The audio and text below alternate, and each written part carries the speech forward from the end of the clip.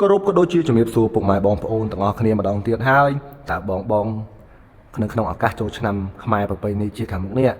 តើមានគិតថាគួរទិញអ្វីជូនលោកឪពុកឬក៏អ្នកម្ដាយចាស់ហើយទៅនៅបើសិនជានៅខ្ញុំសូមណែនាំនៅប្រភេទកង់4អគ្គិសនី brand Mark E-Choke របស់យើងបាទគឺប្រភេទកង់4មានដំបូលសេរីថ្មីបាទពុកម៉ែបងប្អូនឃើញស្រាប់ហើយគឺយើងមានដំបូលស្រាប់ហើយចំណែកឲ្យពូកវិញគឺជាប្រភេទពូកស្បែកងាយស្រួលក្នុងការប្រើប្រាស់បាទជាប្រភេទកង់4ចឹងពុកម៉ែបងប្អូនអត់បារម្ភរឿងភ័យដួលអីផ្អៀងផ្អងអីគឺអត់បារម្ភទេបាទហើយចំពោះកង់4របស់យើងនោះគឺយើងមានកម្រិតល្បឿន speed នោះបាទហើយនឹងមានប្រភេទលេខអាយ៉ៃផងដែរបាទអញ្ចឹងគឺងាយស្រួលមែនតើអញ្ចឹងយើងមានទាំងមុខនិងអាយ៉ៃ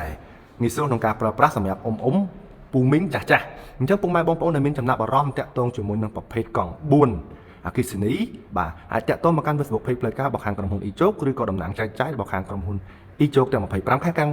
អូផ្លេចប្រាប់ពុកម៉ែបងប្អូនណាបងប្អូនតាមខេត្តគឺយើង free សេវាកម្មដឹក25ខេត្តក្រុងអរគុណជម្រាបលា